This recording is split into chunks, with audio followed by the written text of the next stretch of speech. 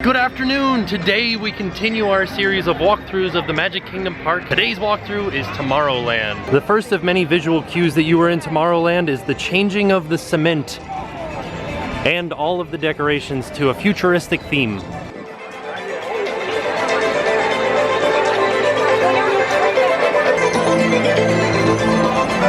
The first place we come to in Tomorrowland on the right is the Tomorrowland Terrace restaurant. The full name of Tomorrowland Terrace is actually the Tomorrowland Terrace Noodle Station.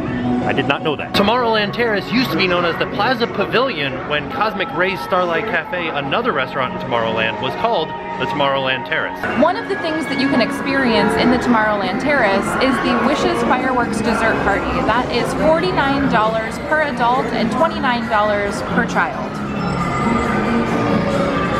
The Tomorrowland Noodle Station is a seasonal quick service facility, and as you guys can see right now, it is Christmas time and it is a complimentary holiday treat station during the Very Merry Christmas Party. Another fun thing about the Tomorrowland Terrace is that they have some very secluded bathrooms up here. The other great thing about the Tomorrowland Terrace is that it's slightly air conditioned, so when it is really warm on a summer's day, this is a great place to sit for a moment and relax.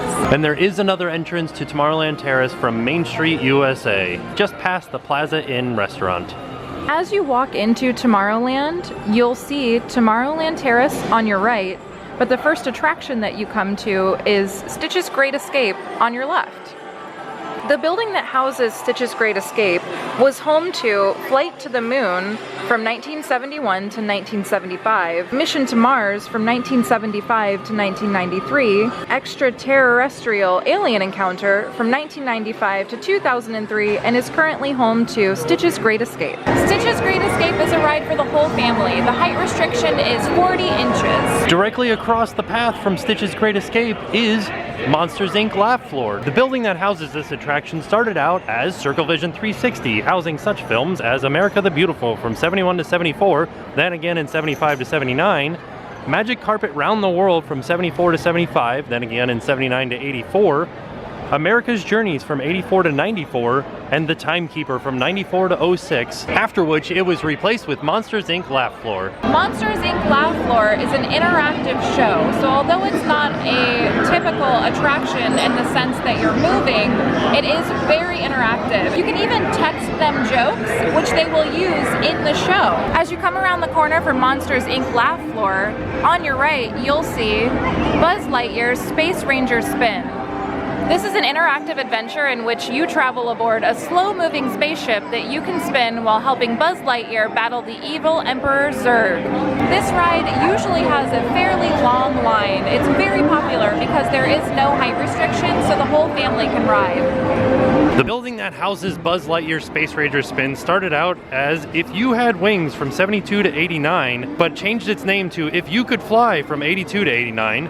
Then it turned into Delta Dream Flight from 89 to 98, but changed its name again to Take Flight from 96 to 98, and now is currently Buzz Lightyear Space Ranger Spin. And it has always spent its life as an Omnimover ride, and there are a few little tips of the hat towards past attractions in the ride. Fun fact, this little souvenir kiosk here outside of Buzz Lightyear Space Ranger Spin is shaped like the claw machine from Toy Story that grabs the little green men.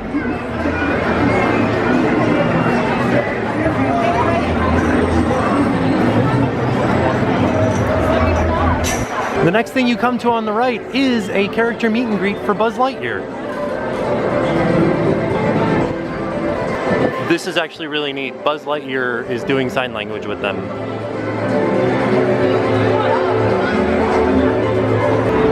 Walt Disney's Carousel of Progress is a rotating theater design that Walt Disney came up with for the 1964 World's Fair.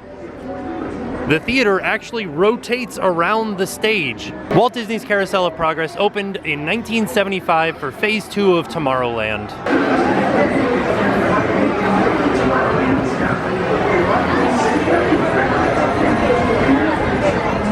The Tomorrowland Transit Authority People Mover started its life out as the Wedway People Mover, which is a design from WED Enterprises, WED standing for Walter Elias Disney, and WED Enterprises has since turned into WDI, or Walt Disney Imagineering. It was the Wedway People Mover from 75 to 94, after which it became the Tomorrowland Transit Authority from 94 to 2010, when it became the Tomorrowland Transit Authority People Mover. This model is for Progress City, which is what Walt Disney had in mind when he thought up the idea for Epcot. Epcot stands for an experimental prototype community of tomorrow. It wasn't originally supposed to be a theme park, but it rather a futuristic town. Coming up, you'll hear references to Flight to the Moon and Mission to Mars. Paging Mr. Morrow, Mr. Tom Morrow. Please contact Mr. Johnson in the control tower to confirm your flight to the moon. Mr. Morrow was also the host of Interventions in Epcot.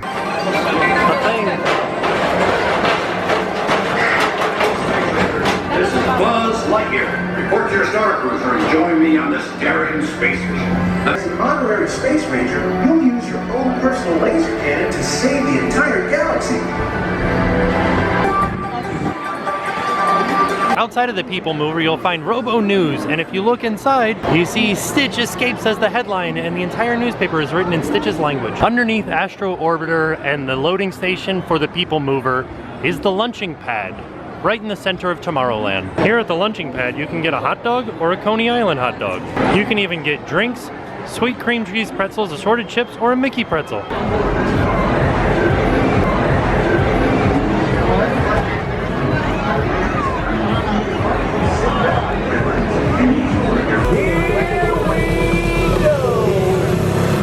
The next thing we come to is the Tomorrowland stage, where you can find the incredible dance party.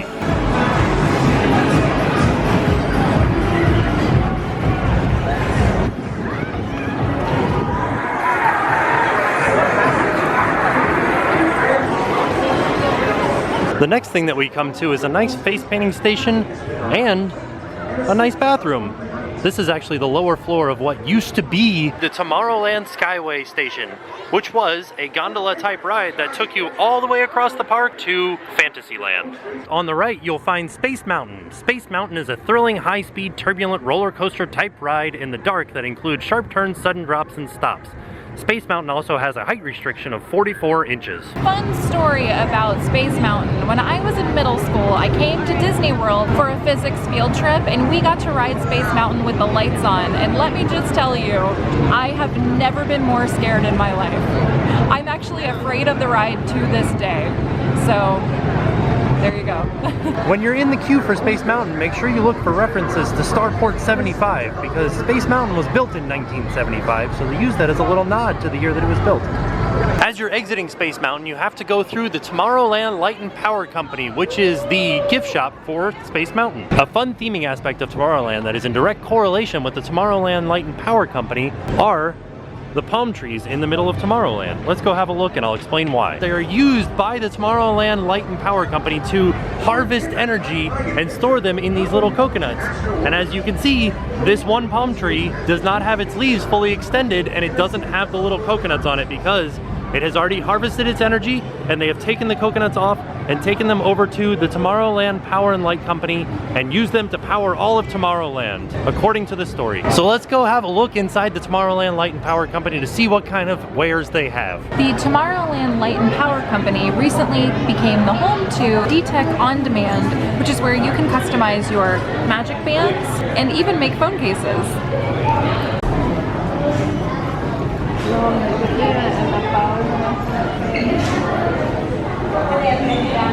You can also get fun Disney home items and even some fun artwork.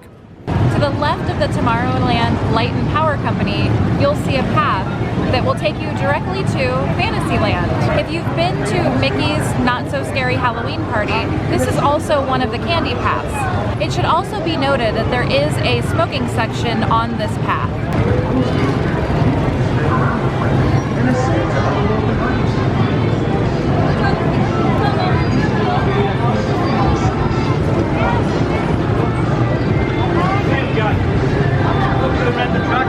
Fun fact about this Thirst Ranger spaceship is that it is a repurposed movie prop from Flight of the Navigator. Underneath it is a fun spot to cool off in the summer.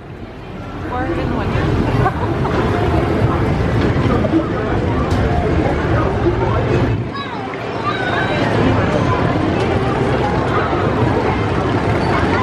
The next thing we come to is a Disney Vacation Club kiosk. And directly to the left of that we'll go back and have a look at Astro Orbiter.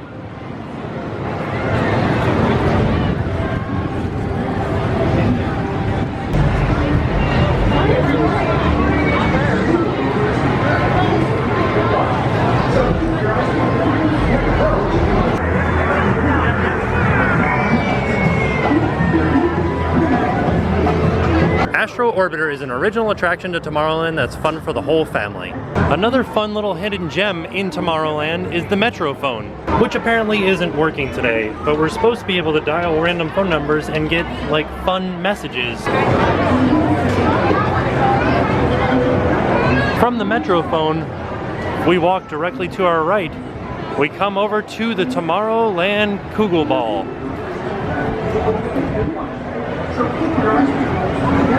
This ball is made out of solid granite and weighs as much as an elephant. It works by supporting the ball on a thin layer of water on a base that is the exact same curvature as the ball itself. It's awesome because anybody, no matter how small they are, can get this giant 6-ton piece of granite moving. One thing that I really love about the Kugel ball is that it basically translates to ball because Kugel means sphere or ball in German. Another fun fact is this is the only one in Florida. Another fun thing about this is that it is a map or a globe. So somewhere on here we can find the Magic Kingdom. There it is right there. The Magical Kingdom. Right next to the Kugel ball is the Geiger pin cart. One of 3 pin carts in Tomorrowland. Over near Space Mountain there are 2 more carts, Ursa Major and Ursa Minor. The pin carts in Tomorrowland are named after constellations, which makes sense. Theming. Directly across from the Kugel ball is the Merchant of Venus.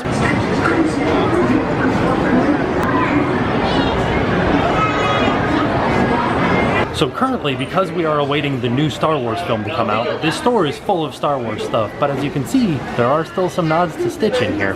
And the whole reason that Stitch is crashing through the ceiling up here is because right behind us is one of 2 exits from Stitch's Great Escape. There is also an amazing picture station in here where they can take your picture and put it on a bunch of different Disney scenes and put you in the place of different characters. As we move out of Merchant of Venus, we enter Anti-Gravity's Galactic Goodies, where you can get ice cream. One thing I really like about the gift shops and eating areas in Tomorrowland is the really awesome names, the puns that they use. I love it. Thumbs up. Moving on from the Kugel ball, past the Merchant of Venice, past Anti-Gravity's, and on to the Tomorrowland Speedway.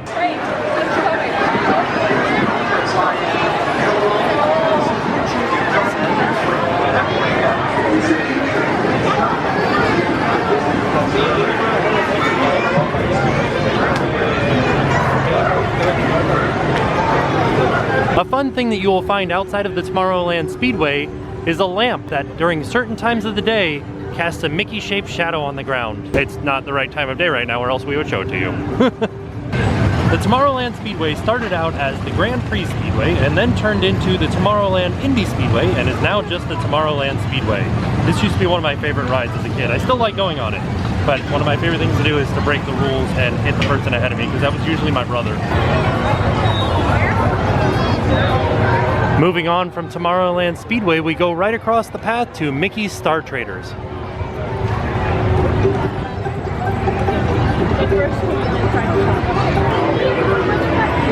Let's have a look inside. And you're good to go. Did the guy crash the steel instructor? If you like looking for hidden Mickeys, you'll really like Mickey's Star Traders. Because if you take a look around the mural, there are a bunch of hidden Mickeys up there. Even a hidden Stitch. There's also a build your own lightsaber station in here. And also the second exit for Stitch's Great Escape. As we leave Mickey's Star Traders, we head to Cosmic Ray's Starlight Cafe.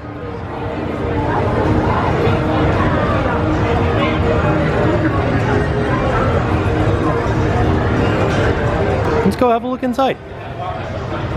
So there are 3 different bays at Cosmic Ray's. There's Bay 1 where you can get chicken, Bay 2 where you can get burgers, and Bay 3 where you can also get burgers.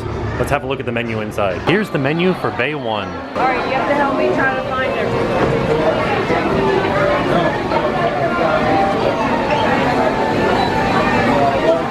Contrary to that sign outside, that was not rotisserie chicken.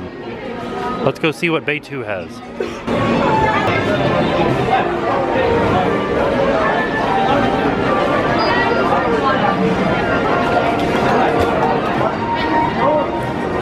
Bay 3 is closed today, but it has the same menu as Bay 2. A good thing to note is that all of the fireworks can be seen from these booths over here in Cosmic Rays. Here inside of Cosmic Rays Starlight Cafe, you can meet Sunny Eclipse. And the incredible but invisible vocal count of my backup singers, the Space Angel! Sunny Eclipse has invisible backup singers called the Space Angels. He also has a cousin who you can meet in Tokyo Disneyland at Star Tours. His cousin's name, I don't know how to pronounce it, but it is spelled ZZZZYXXX.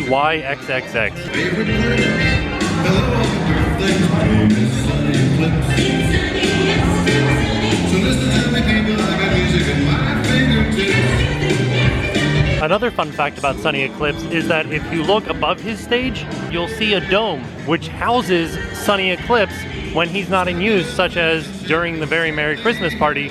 This entire stage can raise up to the ceiling and reveal another stage that is located down below it. So I know you guys are asking yourself, Tim, how does Sunny Eclipse go up inside of there to reveal a stage from underneath? You guys are standing on the ground. All of the Magic Kingdom is on the second story of this piece of land. There is another floor underneath us called the Utilidors that allows all of the cast members to get around unnoticed. Oh, hi! Hi, Pooh. Hello! Oh, thank you!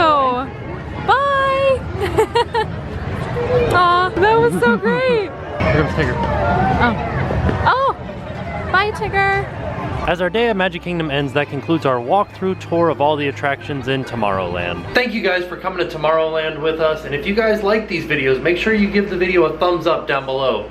And subscribe for more videos. We're gonna be doing the rest of the lands pretty soon, so we'll see you guys tomorrow. And now it's time to pay the price.